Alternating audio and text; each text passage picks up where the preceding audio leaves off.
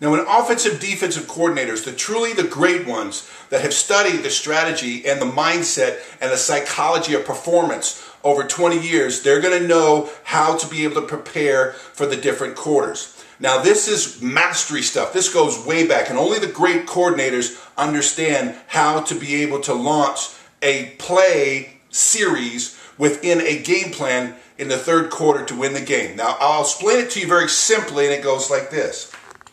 Okay, this is the secret assault of the third quarter. Okay, now, when you come out in the first quarter, you average about 20 plays. Let's say 20 plays, the first quarter, second quarter, and third quarter. That's kind of ballpark of 80 plays in an entire game.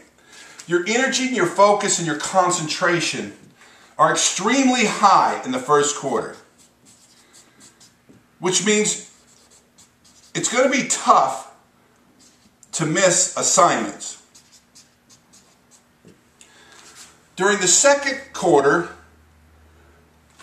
during the first part of the second quarter, there's some urgency because there's usually been a score. So your attention is high. Your focus is high. And also in the second quarter, that's leading to the end of the first half.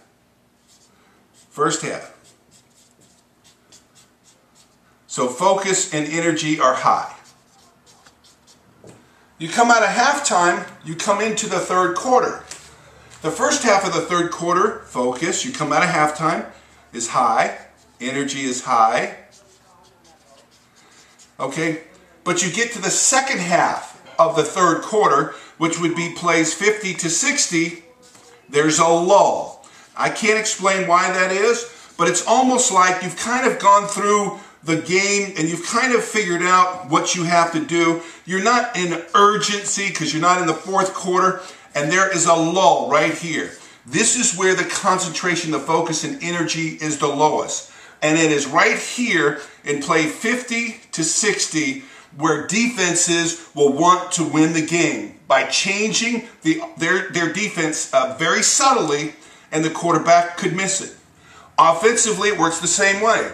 During this part of the third quarter, during this lull, this is when you want to introduce your big scoring plays because everyone is just kind of in a lull. I don't know why that is, but the strategists will plan that for the third quarter. That's exactly what you saw Flacco having to face. You saw the shifts that were used, and all of a sudden there was a collapse because they used and exploited that opportunity. And of course, the fourth quarter, energy is high because you're running out of time. Does that make sense? The third quarter lull, that's a way you can secretly attack your opponent. You'll see that with the Patriots. You'll see the Jets use that. Okay, you'll also see that with Seattle, and you'll see it with Chicago. Okay, these are the issues underneath the game that no one ever talks about. This is Pro Football Revealed.